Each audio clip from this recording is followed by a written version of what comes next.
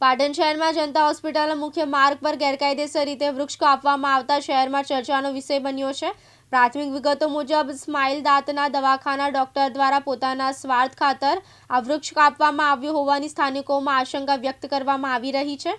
પ્રાથમિક માહિતી અનુસાર માર્ગ કિનારે આવેલું વૃક્ષ દવાખાનાના બોર્ડને દેખાવામાં અડચણરૂપ બનતું હોવાના કારણે તેને ગેરકાયદેસર રીતે કાપી નાખવામાં આવ્યું હોવાનું કહેવાય છે। આ ઘટનાની જાણ સ્થાનિક દીનદયાળ મેડિકલ સ્ટોર્સના માલિક સરજુભાઈ પટેલ દ્વારા પાટણ નગરપાલિકાને કરવામાં આવી હતી। ફરિયાદ મળતાની સાથે જ પાટણ નગરપાલિકાની ટીમ તાત્કાલિક ઘટના સ્થળે પહોંચી હતી। પાટણ નગરપાલિકાની ટીમ પહોંચતા જ સ્માઇલ દાંતના દવાખાનાના ડોક્ટર ઘટના સ્થળેથી ગાયબ થઈ ગયા હોવાની માહિતી સામે આવી છે, જેના કારણે શંકા વધુ ઘેરી બની છે।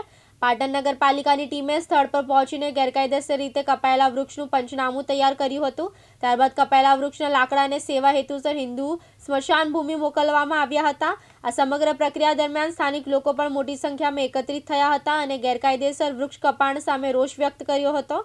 પાટણ નગરપાલિકા તરફથી સ્માઇલ દાંતના દવાખાનાના ડોક્ટરને નોટિસ આપવાની કાર્યવાહી હાથ ધરવામાં આવી હોવાનું જાણવા મળ્યું છે। વૃક્ષ કપાણ અંગેના નિયમો મુજબ દોષિત સામે દંડ અને કાયદેસર કાર્યવાહી કરવાની જોગવાઈ હોવા છતાં હકીકતમાં કેટલી કડક કાર્યવાહી થશે તે મુદ્દે પ્રશ્નો ઊભા થયા છે।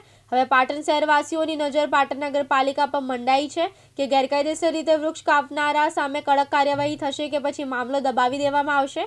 પર્યાવરણ સંરક્ષણના મુદ્દે પાટણ નગરપાલિકાની ભૂમિકા કેટલી અસરકારક સાબિત થાય છે તે આવનારા દિવસોમાં સ્પષ્ટ થશે।